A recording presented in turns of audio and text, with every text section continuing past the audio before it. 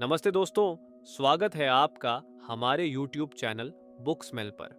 कहते हैं ना कि दुनिया की सबसे कठिन लड़ाई बाहर नहीं, भीतर लड़ी जाती है। सोचिए, आपके पास एक बंदूक है, निशाना साधने की पूरी ट्रेनिंग है, लेकिन जैसे ही आपको गोली चलानी होती है, आपकी उंगली जम जाती है। दिमाग बोलता है, अभी नहीं, थोड़ा और इंतजार करो, क्या पता मौका और अच्छा आए, और मौका हाथ से निकल जाता है। ये लड़ाई आपकी अपनी ही दिमाग से है, और अगर ये लड़ाई आप शेयर बाजार के मैदान में लड़ रहे हैं तो फिर तो हार निश्चित है। पैसा डूबेगा, नींद उड़ेगी और आप खुद को कोसते रह जाएंगे।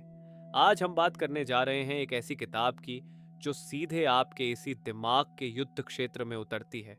ये किताब आपको कोई नया इंडिकेटर नहीं सिखाएगी, कोई मैजिकल फॉर्मूला नहीं देगी, बल्कि ये आपको आईना दिखाएगी, आपके अंदर के उस fear, greed, ego and uncertainty के सामने खड़ा करेगी जो आपको बाजार में बार बार हरा देता है।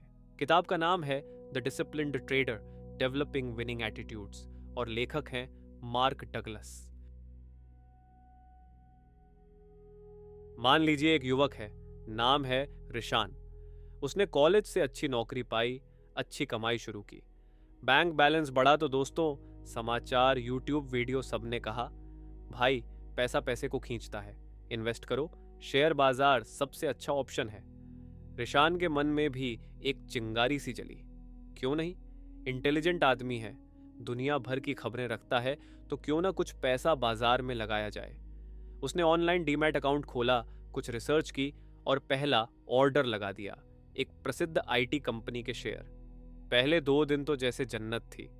शेयर ऊपर चला गया, पोर्टफोलियो हरा हरा दिख रहा था। रिशान को लगा, वाह यार, ये तो बहुत आसान है, मैं तो नेचुरल टैलेंट हूं इसमें। उसने अपने प्रॉफिट का स्क्रीनशॉट दोस्तों के ग्रुप में डाला। थोड़ा घमंड, थोड़ा गर्व। फिर उसने दूसरा ट्रेड लगाया, तीसरा लगाया। अब तक सब कुछ ठीक चल रहा था, लेकिन फिर एक दिन बाजार अचानक लुढ़क गया। उसका पहला खरीदा हुआ शेयर जो प्रॉफिट में था, अचानक नीचे आने लगा। पहले 1%, फिर 2, फिर 5। रिशान का दिल धड़कने लगा। उसने अपना चार्ट खोला, न्यूज़ पढ़ी, एनालिसिस देखी। उसके दिमाग में थॉट्स कोलाइड करने लगे। May be this is just a short term correction, थोड़ा होल्ड कर लेता हूं, मार्केट बाउंस कर सकता है। लेकिन फिर दूसरा विचार, क्या पता ये और गिरे, मुझे नुकसान हो जाएगा। मैंने तो दोस्तों को बताया था मैं प्रॉफिट में हूं, अगर लॉस हुआ तो शर्मिंदगी होगी। वो शेयर बेचने के बटन पर उंगली रखकर भी हटा लेता।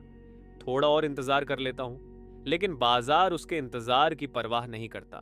शेयर और गिरता है। अब रिशान का प्रॉफिट लॉस में बदल चुका है। अब उसके भीतर डर पैनिक में तब्दील हो रहा है। वो हड़बड़ाकर शेयर बेच देता है। जैसे ही ऑर्डर एग्जीक्यूट होता है, उसे एक राहत महसूस होती है। छुटकारा मिल गया इस स्ट्रेस से। लेकिन कहानी यहां खत्म नहीं होती। कुछ ही घंटों बाद वही शेयर वापस ऊपर चढ़ना शुरू कर देता है, ठीक उसी लेवल से जहां से रिशान ने बेचा था। और फिर तो वो और ऊपर जाता है। रिशान स्क्रीन को देखता रह जाता है। उसका मन पूरी तरह उलझ जाता है। रिग्रेट, एंगर और सेल्फ ब्लेम एक साथ हिट करने लगते हैं। क्यों बेच दिया मैंने, मैं इतना कमजोर क्यों हूं, मेरा दिमाग ही मेरा सबसे बड़ा दुश्मन क्यों है। दोस्तों, ये कहानी सिर्फ रिशान की नहीं है, ये आपकी है, मेरी है, और हर उस इंसान की है जिसने कभी ट्रेडिंग या इन्वेस्टमेंट के नाम पर अपने भीतर के इस संघर्ष को महसूस किया है। और यही वो जगह है जहां से मार्क डगलस अपनी किताब द डिसिप्लिन्ड ट्रेडर की शुरुआत करते हैं। मार्क डगलस कहते हैं कि रिशान की असली हार बाजार के गिरने या चढ़ने में नहीं हुई। उसकी हार हुई उसकी खुद की साइकोलॉजी से, उसकी मानसिक प्रक्रिया से। देखिए, रिशान ने बाजार में प्रवेश किया एक बाहरी दुनिया के तौर पर, जहां सिर्फ प्राइस चार्ट, न्यूज़ और प्रॉफिट लॉस का गणित था। लेकिन उसने ये कभी नहीं सोचा कि इस बाहरी दुनिया का सामना करने के लिए जो आंतरिक दुनिया उसके भीतर है, उसके डर, उसकी उम्मीदें, उसकी धारणाएं, उसका अहंकार, वो कितनी नाजुक और अनियंत्रित है। अध्याय 1 का मूल मंत्र यही है। ट्रेडिंग एक मानसिक खेल है जिसे हम एक तकनीकी खेल समझने की भूल कर बैठते हैं। डगलस एक बहुत पावरफुल एनालॉजी देते हैं। वो कहते हैं, मान लीजिए आप एक रेसिंग कार के ड्राइवर बनना चाहते हैं। आप सीखेंगे कार कैसे चलती है, गियर कैसे बदलते हैं, ट्रैक का नक्शा कैसा है। ये सब बाहरी कौशल हैं, लेकिन सिर्फ इनसे आप चैंपियन नहीं बन जाएंगे। चैंपियन वो बनेगा जो 200 किलोमीटर प्रति घंटे की रफ्तार में ट्रैक के मोड़ पर अपने भीतर के डर पर काबू पा लेगा, जो अपने दिमाग में उठने वाले विचार क्रैश हो जाऊंगा, पीछे वाला मुझे पीट जाएगा को कंट्रोल करके पूरी फोकस के साथ सिर्फ ड्राइविंग पर ध्यान दे पाएगा। ट्रेडिंग भी ठीक यही है। रिशान ने चार्ट पढ़ना सीख लिया, ऑर्डर लगाना सीख लिया, ये उसकी कार चलाने की स्किल थी। लेकिन जब बाजार का मोड़ वोलेटिलिटी आया तो उसके भीतर का ड्राइवर घबरा गया। उसने स्टीयरिंग यानी अपना निर्णय कंट्रोल खो दिया और हादसा यानी लॉस हो गया। तो फिर सवाल ये उठता है कि आखिर ये भीतर का ड्राइवर है क्या? डगलस इसे समझाते हैं हमारे मानसिक फ्रेमवर्क या माइंडसेट के जरिए। हमारा दिमाग हमारे पिछले अनुभवों, संस्कारों, समाज से मिले संदेशों से एक खास तरह का सॉफ्टवेयर इंस्टॉल कर लेता है। ये सॉफ्टवेयर हर स्थिति को प्रोसेस करता है और हमें फीलिंग्स देता है। पहला चरण, द एक्सटर्नल फोकस। दोस्तों, ये वो स्टेज है जहां से हर नया ट्रेडर या इन्वेस्टर शुरू करता है। इसे ऐसे समझिए जैसे आपने एक नई गाड़ी खरीदी है। आपका पूरा ध्यान उस गाड़ी के बाहरी फीचर्स पर होता है। कलर कैसा है, माइलेज कितना देती है, सीट कितनी कंफर्टेबल है, साउंड सिस्टम कैसा है। ट्रेडिंग में भी ठीक यही होता है। जब आप पहली बार मार्केट में आते हैं तो आपका पूरा फोकस बाहरी चीजों पर होता है। आप सोचते हैं कि अगर आप इन बाहरी चीजों को परफेक्ट कर लेंगे तो आप जीत जाएंगे। ये बाहरी चीजें क्या हैं? आइए डिटेल में समझते हैं। परफेक्ट सिस्टम या इंडिकेटर की खोज, माइंडसेट। मुझे बस वो एक मैजिकल इंडिकेटर या फॉर्मूला ढूंढना है जो मुझे हमेशा सही सिग्नल देगा। Reality check. Trader internet, courses और बुक्स में ऐसे टूल्स ढूंढते रहते हैं जो 100% एक्यूरेसी का वादा करते हैं। वो RSI, MACD, moving average, Fibonacci retracement जैसे इंडिकेटर्स के कॉम्बिनेशन बनाते रहते हैं। प्रॉब्लम, कोई भी इंडिकेटर या सिस्टम 100% सही नहीं होता। हर सिस्टम कभी ना कभी फेल होता है, और जब ये फेल होता है तो नया ट्रेडर कंफ्यूज हो जाता है और दूसरे सिस्टम की तलाश शुरू कर देता है। ये एक एंडलेस साइकिल बन जाता है। 2. एक्सपर्ट्स और टिप्स पर निर्भरता। माइंडसेट। अगर मैं उस सही गुरु या एक्सपर्ट को फॉलो कर लूं जिसके पास सारे जवाब हैं तो मैं सफल हो जाऊंगा। Reality check. नए ट्रेडर यूट्यूब, टेलीग्राम या न्यूज़ चैनल्स पर मार्केट एक्सपर्ट्स, फाइनेंस इन्फ्लुएंसर्स और टिप गिवर्स को फॉलो करते हैं। वो उनकी हर सलाह, हर प्रेडिक्शन को सच मानकर उस पर एक्शन लेते हैं। प्रॉब्लम, हर एक्सपर्ट की अपनी स्ट्रैटेजी और बायस होती है, जो टिप 1 के लिए काम करती है। 3. न्यूज़ और मार्केट नॉइज का शोर। माइंडसेट। अगर मैं हर न्यूज़, हर रिपोर्ट, हर रमर को फॉलो कर लूं तो मैं मार्केट को आउटस्मार्ट कर सकता हूं। Reality check. ट्रेडर दिन भर CNBC, ब्लूमबर्ग, न्यूज़ वेबसाइट्स और सोशल मीडिया चेक करते रहते हैं। वो सोचते हैं कि किसी न्यूज़ आइटम को पकड़कर वो मार्केट से पहले रिएक्ट कर सकते हैं। प्रॉब्लम, मार्केट में 90% न्यूज़ नॉइज, शोर होती है, सिग्नल नहीं। ज़्यादातर न्यूज़ पहले से ही प्राइस में डिस्काउंट हो चुकी होती है। इस नॉइज में उलझकर ट्रेडर ओवर ट्रेड या पैनिक ट्रेड करने लगते हैं। 4. Over focus on results, P&L obsession. Mindset. Her trade में प्रॉफिट बनाना जरूरी है। मेरी सक्सेस मेरे daily P&L, profit and loss से मापी जाएगी। Reality check. ट्रेडर हर पल अपने पोर्टफोलियो वैल्यू को रिफ्रेश करते रहते हैं। एक हरे रंग प्रॉफिट से उन्हें खुशी मिलती है और लाल रंग लॉस से दुख। वो हर ट्रेड के रिजल्ट को पर्सनली लेते हैं। प्रॉब्लम, ये शॉर्ट टर्म थिंकिंग को बढ़ावा देता है। ट्रेडर एक बड़े प्रॉफिट के चक्कर में अपना प्लान तोड़ देते हैं, या एक छोटे लॉस से बचने के चक्कर में एक बड़े प्रॉफिट वाले ट्रेड से जल्दी बाहर निकल आते हैं। वो प्रोसेस की बजाय आउटकम पर फोकस करते हैं। इस स्टेज का बड़ा भ्रम क्या है? इस स्टेज का सबसे बड़ा भ्रम यह है, अगर मैं बाहरी दुनिया, सिस्टम, नॉलेज, न्यूज़ को कंट्रोल कर लूं तो मैं मार्केट को कंट्रोल कर लूंगा और हमेशा प्रॉफिट कमाऊंगा। लेकिन रियलिटी ये है कि मार्केट को कंट्रोल नहीं किया जा सकता।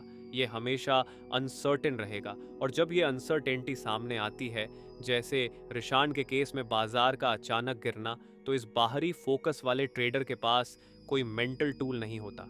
उसका दिमाग जो सर्टेनिटी चाहता था पूरी तरह घबरा जाता है और फिर वो इमोशनल इरेशनल डिसीजन लेता है, जैसे पैनिक में बेच देना या लालच में और ज़्यादा खरीद लेना। बाहरी फोकस स्टेज एक ज़रूरी लर्निंग फेज है, लेकिन ये एक डेड एंड है। ये आपको टेक्निकल नॉलेज दे सकती है, लेकिन ये आपको मार्केट की असली चुनौती, अनसर्टेनिटी और अपने इमोशंस को मैनेज करना के लिए तैयार नहीं करती। जब तक ट्रेडर इस स्टेज में फंसा रहता है, वो बार बार वही गलतियां दोहराता रहेगा और अपने नुकसान के लिए बाहरी चीज़ों, गलत इंडिकेटर, गलत टिप, बैड लक को दोष देता रहेगा। अगला स्टेप तभी आता है जब उसे एहसास होता है, शायद प्रॉब्लम मेरे सिस्टम में नहीं, मेरे अंदर है। दोस्तों, अब हम बात करते हैं ट्रेडर की जर्नी के दूसरे और सबसे कठिन चरण की, भीतरी संघर्ष या द इंटरनल स्ट्रगल। इस स्टेज को समझने के लिए रिशान की कहानी को फिर से याद कीजिए। उसने अपना शेयर पैनिक में बेच दिया और फिर देखा कि वही शेयर वापस ऊपर जा रहा है। उस पल उसके मन में क्या चल रहा होगा?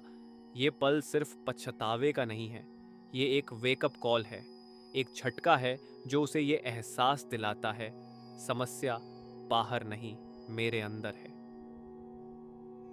ये स्टेज कैसे शुरू होती है? इसकी शुरुआत तब होती है जब बाहरी फोकस वाली स्ट्रेटजी बार बार फेल होने लगती है। आपने सबसे बेस्ट इंडिकेटर ढूंढ लिए, आपने महंगे कोर्सेज किए, आपने एक्सपर्ट्स की हर टिप फॉलो की, लेकिन फिर भी रिजल्ट वही रहता है, पैसा डूबता रहता है। इस पॉइंट पर एक नया दर्द पैदा होता है। ये दर्द सिर्फ पैसे के नुकसान का नहीं है, ये दर्द है कंफ्यूजन, फ्रस्ट्रेशन और सेल्फ डाउट का। आप खुद से सवाल पूछने लगते हैं, मैं सब कुछ जानता हूं, फिर भी गलतियां क्यों कर रहा हूं? मेरा दिमाग मेरा साथ क्यों नहीं दे रहा? जब मैं सिमुलेशन या पेपर ट्रेडिंग करता हूं तो प्रॉफिट कमाता हूं, लेकिन रियल मार्केट में पैसा लगाते ही सब गड़बड़ क्यों हो जाता है? इस स्टेज की पहचान क्या है?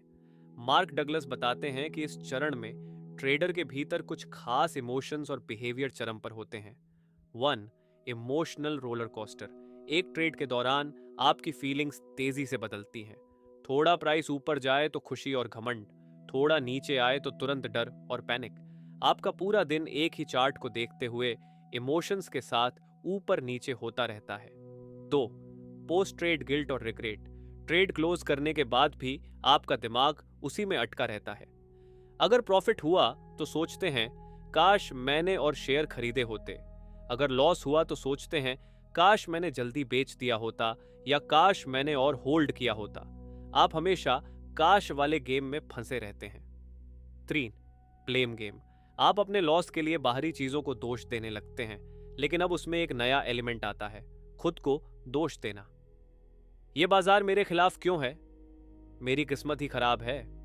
मैं ही क्यों इतना बेवकूफ हूं? मैं ही क्यों ये गलती बार बार करता हूं? ये नया सवाल आता है। 4. Over analysis paralysis. आप इतना ज्यादा एनालिसिस करने लगते हैं कि एक्शन लेना बंद कर देते हैं। हर सेटअप में कोई ना कोई कमी नजर आने लगती है। डर इतना बढ़ जाता है कि आप अच्छे अपॉर्चुनिटीज को भी मिस कर देते हैं। ये स्टेज इतना कठिन क्यों है? क्योंकि यहां आप दो युद्ध एक साथ लड़ रहे होते हैं। एक, बाहरी युद्ध, बाजार के खिलाफ जो अनिश्चित और बेरहम है। 2, भीतरी युद्ध, अपने ही दिमाग, अपनी आदतों और अपने डर के खिलाफ। और समस्या ये है कि आपका भीतरी दुश्मन, आपका अनकंट्रोल्ड माइंड, हर बार बाहरी दुश्मन बाजार से मिलकर आपके खिलाफ काम करता है। जैसे रिशान के केस में, बाजार गिरा, बाहरी दुश्मन ने हमला किया। रिशान का डर और अहंकार जाग गया, भीतरी दुश्मन सक्रिय हुआ। दोनों ने मिलकर रिशान से गलत फैसला, बिना स्टॉप लॉस के पैनिक सेल करवा दिया। इस स्टेज में आपका दिमाग एक कंफ्यूज्ड स्टेट में होता है। आपको पता है कि प्रॉब्लम कहां है, लेकिन समझ नहीं आता कि सॉल्यूशन क्या है। ये एक नो मैन्स लैंड जैसा है, जहां से बहुत से ट्रेडर वापस लौट जाते हैं या हार मान लेते हैं। मार्क डगलस इस स्टेज के बारे में क्या कहते हैं? डगलस एक बहुत पावरफुल बात कहते हैं। वो कहते हैं कि ये दर्द, ये संघर्ष एक अच्छा साइन है। क्यों? क्योंकि इसका मतलब है कि आप अपने कंफर्ट जोन से बाहर आ गए हैं। आप अब ब्लाइंडली बाहरी सॉल्यूशंस नहीं ढूंढ रहे, आपने अपने भीतर झांकना शुरू कर दिया है। आप उन सवालों को पूछ रहे हैं जो असली बदलाव की नींव रखते हैं। ये स्टेज एक क्रूशियल टर्निंग पॉइंट है। एक फर्क सिर्फ इतना है, असफल ट्रेडर इस दर्द से भागता है, वो इसे एक्सेप्ट नहीं कर पाता। वो फिर से नए इंडिकेटर, नए गुरु ढूंढने लगता है और स्टेज 1 में वापस चला जाता है। भावी डिसिप्लिन ट्रेडर इस दर्द में ठहरता है। वो इसे एक टीचर की तरह ट्रीट करता है। वो इस दर्द से सीखता है कि उसके अंदर कौन सी आदतें और विश्वास उसे नुकसान पहुंचा रहे हैं। प्रैक्टिकल टर्म्स में इस स्टेज पर आपको क्या करना है अगर आप इस फेज में हैं, तो सबसे पहले ये समझिए, समस्या मार्केट नहीं है, आपकी प्रोसेस अनक्लियर है। 1. ब्लेम गेम बंद करें। न्यूज़, वॉलेटिलिटी या लक को रीज़न बनाना बंद कीजिए। ब्लेम से कोई सेटअप बेहतर नहीं होता और कोई लॉस रिकवर नहीं होता। 2. ऑब्जर्वेशन मोड में जाए। खुद को जज नहीं, डेटा की तरह ट्रीट करें। हर ट्रेड पर ये 3 चीज़ें क्लियरली नोट करें। थॉट्स, एंट्री या एग्जिट के समय दिमाग क्या कह रहा था, इमोशंस, बॉडी रिस्पॉन्स, ट्रेड लेते समय बॉडी रिएक्ट कैसे कर रही थी, एक्शन, आपने एक्चुअल में क्या किया, प्लान फॉलो किया या इमोशन ड्रिवन डिसीजन लिया। ये एक्सरसाइज डिसिप्लिन के लिए है, मोटिवेशन के लिए नहीं। कंसिस्टेंटली ऑब्जर्व करेंगे तो धीरे धीरे इमोशनल नॉइज कम होगा और डिसीजन क्लैरिटी बढ़ेगी। 3. एक जर्नल रखें, जो ऑब्जर्व कर रहे हैं उसे लिखना शुरू कीजिए। ये जर्नल मोटिवेशन के लिए नहीं है, ये पैटर्न पहचानने के लिए है। कुछ समय बाद आपको साफ दिखने लगेगा। हर बार जब मार्केट लगभग 3% गिरता है, मैं प्लान तोड़कर पैनिक सेल करता हूँ। यही क्लैरिटी आपको इम्प्रूव करने का रियल पॉइंट देती है। जब तक बिहेवियर लिखित में नहीं दिखता, वो कंट्रोल में नहीं आता। 4. इस फेज को सही तरह समझें, ये कोई परमानेंट प्रॉब्लम नहीं है, ये लर्निंग फेज है, मेंटल स्ट्रेंथ बिल्ड करने का फेज। जैसे जिम में वेट उठाने पर मसल स्ट्रेस में जाती है, वैसे ही यहाँ डिसिप्लिन बनाते समय डिस्कम्फर्ट होता है। डिस्कम्फर्ट का मतलब फेलियर नहीं, एडेप्टेशन है। भीतरी संघर्ष स्टेज आपके ट्रेडिंग सफर का सबसे अहम पड़ाव है। ये वो जगह है जहां आप एक टेक्नीशियन से एक साइकोलॉजिस्ट बनने की प्रक्रिया में होते हैं। ये असहज है, दर्दनाक है, लेकिन बिल्कुल जरूरी है, क्योंकि इस संघर्ष के बिना आप कभी भी तीसरे और आखिरी चरण, मानसिक अनुशासन तक नहीं पहुंच पाएंगे, जहां ये लड़ाई खत्म नहीं होती बल्कि आप उसे जीतना सीख जाते हैं।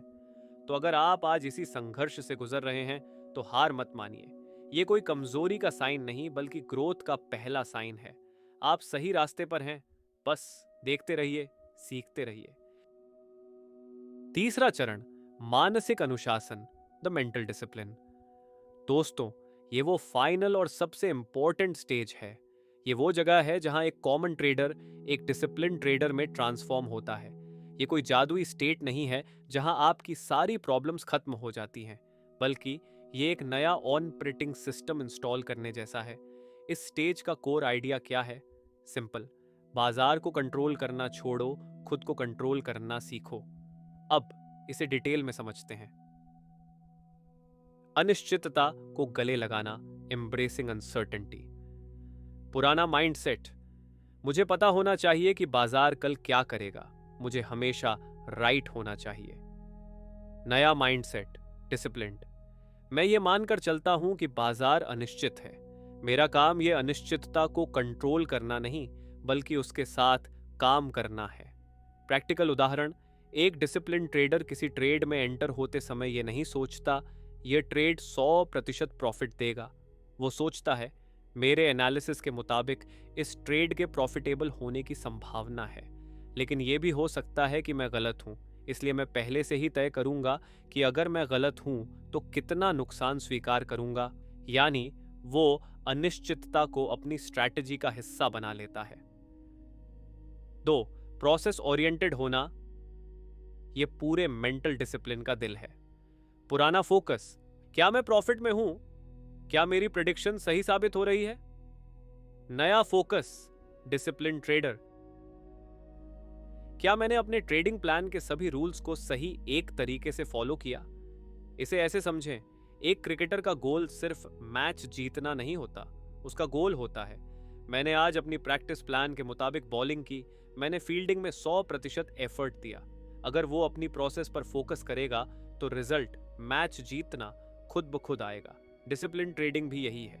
एक डिसिप्लिन ट्रेडर के लिए एक प्लान के मुताबिक किया गया छोटा लॉस एक इमोशनल रिएक्शन से किया गया बड़ा प्रॉफिट से ज्यादा वैल्यूएबल होता है, क्योंकि पहले केस में उसने अपनी प्रोसेस को मजबूत किया जो लॉन्ग टर्म में उसे जीत दिलाएगी। 3, यांत्रिक प्लान बनाना और उस पर अडिग रहना, creating and sticking to a mechanical plan, ये मेंटल डिसिप्लिन का प्रैक्टिकल टूल है। ये वो दीवार है जो आपको आपकी इमोशंस से बचाती है। एक डिसिप्लिन ट्रेडर का प्लान कैसा होता है? एक इफ देन स्क्रिप्ट की तरह होता है, जैसे कोई कंप्यूटर प्रोग्राम। उदाहरण 1, एंटर क्राइटेरिया, ट्रेड कब लें? अगर शेयर 50 दिन की मूविंग एवरेज के ऊपर है और आरएसआई इंडिकेटर 30 से ऊपर है, ओवरसोल्ड से रिकवरी, देन ही खरीदने का ऑर्डर लगाओ। 2, एग्जिट क्राइटेरिया, ट्रेड से कब निकलें? प्रॉफिट लेने का रूल, आईएफ शेयर मेरे एंटरप्राइज से 5% ऊपर पहुंच जाए, देन ऑटोमेटिक प्रॉफिट बुक कर लो। लॉस कटने का रूल, आईएफ शेयर मेरे एंटरप्राइज से 2% नीचे आ जाए, देन ऑटोमेटिक लॉस कट कर लो, then automatic stop loss on order activate हो जाए। 3, पोजीशन साइजिंग, कितना पैसा लगाए? किसी एक ट्रेड में कभी भी मेरे कुल कैपिटल का 2% से ज्यादा रिस्क नहीं लूंगा। इस प्लान का सबसे बड़ा फायदा क्या है? एक बार ट्रेड लग जाने के बाद डिसीजन मेकिंग का काम खत्म। अब आपको बस अपने प्लान के रूल्स को फॉलो करना है। आपको ये सोचने की जरूरत नहीं कि अब क्या करूं, प्लान पहले से ही बता रहा है। रिशान ने यही नहीं किया। उसने प्लान बनाया ही नहीं, इसलिए हर मोड़ पर उसे नया डिसीजन लेना पड़ा और हर बार उसकी इमोशंस उसके डिसीजन को प्रभावित करती रहीं। अब चलते हैं तीसरा चरण, मानसिक अनुशासन के बाकी 2 स्टेप्स पर। Self awareness and emotional detachment mental discipline का मतलब भावनाओं को मार देना नहीं है, बल्कि उन्हें पहचानना और फिर उनसे अलग हो जाना है। सेल्फ अवेयरनेस, जब आपको डर लगे तो आप खुद से कहें, ओके, ये मेरा डर है जो अभी एक्टिव हुआ है, ये सिर्फ एक फीलिंग है। आप उस फीलिंग को अपनी आइडेंटिटी नहीं बनने देते। इमोशनल डिटैचमेंट, आप अपने ट्रेड्स को बिजनेस के ट्रांजैक्शन की तरह देखते हैं, अपनी पर्सनल सक्सेस या फेलियर की तरह नहीं। एक ट्रेड का लॉस आपकी वैल्यू को कम नहीं करता, ये सिर्फ एक ट्रांजैक्शन था जो आपके प्लान के मुताबिक नहीं चला। 5, responsibility and the learning loop, एक डिसिप्लिन ट्रेडर हर रिजल्ट के लिए 100% जिम्मेदारी लेता है, लेकिन यहाँ जिम्मेदारी का मतलब खुद को कोसना नहीं है, बल्कि एक लर्निंग लूप बनाना है। प्रोसेस कुछ ऐसा है: 1, ट्रेड किया प्लान के मुताबिक या नहीं। 2, रिजल्ट आया, प्रॉफिट लॉस। 3, रिव्यू किया, क्या मैंने अपने प्लान को फॉलो किया? अगर हाँ तो बधाई, चाहे प्रॉफिट हो या लॉस, आपने सही काम किया, प्लान पर टिके रहें। अगर नहीं, मैंने प्लान क्यों नहीं फॉलो किया, कौन सी इमोशन या विचार आया था जिसने मुझे भटकाया, इसे लिख लें। 4, इस रिव्यू से सीखकर अगली बार के लिए और मजबूत बने। मेंटल डिसिप्लिन वाला ट्रेडर कैसा दिखता है? वो शांत रहता है, चाहे बाजार ऊपर जाए या नीचे। वो रिएक्टिव नहीं, प्रोएक्टिव होता है। उसके एक्शन पहले से बने प्लान से आते हैं, न कि मार्केट के हर मूवमेंट से। वो कंसिस्टेंट है, उसका व्यवहार, उसकी प्रोसेस हर ट्रेड में एक जैसी रहती है। वो ह्यूमिल, विनम्र है। वो जानता है कि वो बाजार को कंट्रोल नहीं कर सकता, इसलिए वो अपने रिस्क को कंट्रोल करने पर फोकस करता है। उसके लिए ट्रेडिंग एक बोरिंग बिजनेस है, न कि एक रोमांचक जुआ। अब ये सब सुनने में तो बहुत फिलोसॉफिकल लग रहा होगा, लेकिन डगलस इसे प्रैक्टिकल तरीके से जोड़ते हैं। वो कहते हैं, अनुशासन सिर्फ ये नहीं है कि आप रोज सुबह 5 बजे उठ जाएं। ट्रेडिंग में अनुशासन का मतलब है एक स्पष्ट लिखित ट्रेडिंग प्लान बनाना और फिर बिना किसी भावनात्मक दखल के उस प्लान को पत्थर की लकीर की तरह फॉलो करना। रिशान के केस में वो प्लान क्या हो सकता था? उदाहरण के लिए, मैं इस शेयर को तभी खरीदूंगा जब यह 50 दिन की मूविंग एवरेज के ऊपर होगा, मेरा प्रॉफिट टारगेट 5% ऊपर होगा और मेरा स्टॉप लॉस, वो पॉइंट जहां मैं अपना नुकसान स्वीकार कर बाहर निकल आऊंगा, 2% नीचे होगा। एक बार ट्रेड लग जाए तो मैं सिर्फ इन 2 बातों पर ध्यान दूंगा, या तो प्रॉफिट टारगेट हिट होगा या स्टॉप लॉस। बीच में चाहे शेयर ऊपर जाए नीचे आए, मैं उसके पीछे भागता नहीं रहूंगा। मैं अपनी फीलिंग्स के आधार पर प्लान नहीं बदलूंगा। लेकिन रिशान ने क्या किया? उसने शायद कोई प्लान बनाया ही नहीं, या फिर बनाया भी तो जैसे ही बाजार उल्टा चला, उसने अपने प्लान को ताक पर रख दिया। उसने स्टॉप लॉस नहीं लगाया, क्योंकि ये तो वापस आ जाएगा का भ्रम था। और जब प्राइस गिरी तो उसने पैनिक में वो प्लान तोड़ दिया जो उसने खुद बनाया था। उसकी भावनाओं ने उसकी रणनीति पर जीत हासिल कर ली। डगलस इसके पीछे का मनोविज्ञान बताते हैं। हमारा दिमाग शॉर्टकट लेना चाहता है। प्लान बनाना और उसे फॉलो करना एक लंबी और मेहनत वाली प्रक्रिया है, जबकि भावना के आधार पर निर्णय लेना, डर से बेच देना, लालच से और खरीद लेना तत्कालिक संतुष्टि या तत्कालिक दर्द से मुक्ति देता है। दिमाग उसी आसान रास्ते को चुनता है। एक डिसिप्लिन ट्रेडर का काम है इस आसान रास्ते के आगे एक मजबूत दीवार खड़ी कर देना, और वो दीवार है उसका लिखित प्लान और उसे फॉलो करने की प्रतिबद्धता।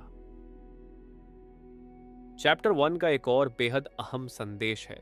ट्रेडिंग का उद्देश्य सही होना नहीं, बल्कि लाभदायक होना है। ये बात दिमाग में ठीक से बैठा लीजिए। रिशान जब शेयर बेचकर बैठा था तो उसके मन में क्या चल रहा था? अरे, मैं गलत साबित हो गया। मैंने सोचा था ये ऊपर जाएगा, लेकिन ये नीचे आ गया। मैं फेल हो गया। उसकी पहचान, उसका अहंकार इस बात से जुड़ गया था कि उसकी भविष्यवाणी सही साबित हो। डगलस कहते हैं, यही जहर है। बाजार के बारे में आपकी राय, आपकी भविष्यवाणी, आपकी पहचान नहीं है। बाजार को आपसे कोई मतलब नहीं है। वो अपनी मर्जी से चलेगा। एक प्रोफेशनल ट्रेडर का लक्ष्य ये नहीं होता कि वो हर बार सही प्रिडिक्ट करे। उसका लक्ष्य होता है एक ऐसी प्रक्रिया बनाना जहां कई सारे छोटे नुकसान, जिन्हें वो कंट्रोल कर सकता है, के बीच कुछ बड़े मुनाफे, जब मार्केट उसके पक्ष में चलता है, मिलते रहें। वो इस बात से खुश होता है कि उसने अपना प्लान फॉलो किया, न कि इस बात से कि उसकी राय सही निकली। क्योंकि अगर आप सिर्फ प्लान फॉलो करते रहेंगे तो लॉस भी आपके कंट्रोल में होंगे और प्रॉफिट खुद ब खुद आते चले जाएंगे। तो दोस्तों, अगर रिशान की कहानी को सारांश में बांधें तो मार्क डगलस पहले अध्याय के जरिए हमें यह समझाना चाहते हैं। 1. ट्रेडिंग की लड़ाई चार्ट पर नहीं, आपके दिमाग के अंदर लड़ी जाती है। आपका सबसे बड़ा दुश्मन बाजार नहीं, बल्कि आपकी अपनी अनियंत्रित भावनाएं और मानसिक आदतें हैं। 2. अनिश्चितता को स्वीकार करना सीखिए। बाजार को कंट्रोल करने की कोशिश छोड़ दीजिए। जिस चीज पर आपका कंट्रोल है वो है आपकी प्रतिक्रिया, उस पर फोकस कीजिए। 3. पूरी जिम्मेदारी खुद लीजिए। हर परिणाम के लिए बाहरी कारकों को दोष देना बंद कीजिए। जब आप जिम्मेदारी लेंगे तभी सीख पाएंगे। 4. एक लिखित यांत्रिक प्लान बनाइए। ये प्लान ही आपकी भावनाओं और बाजार के शोर के बीच की दीवार है। इस दीवार को मजबूत रखिए। 5. लक्ष्य बदलिए। लक्ष्य सही साबित होना नहीं, बल्कि अपनी प्रक्रिया पर विश्वास के साथ काम करना होना चाहिए। प्रॉफिट एक नेचुरल आउटकम है, गोल नहीं। रिशान की कहानी अधूरी है, क्योंकि ये किताब उसके लिए एक नई शुरुआत का आधार बनेगी।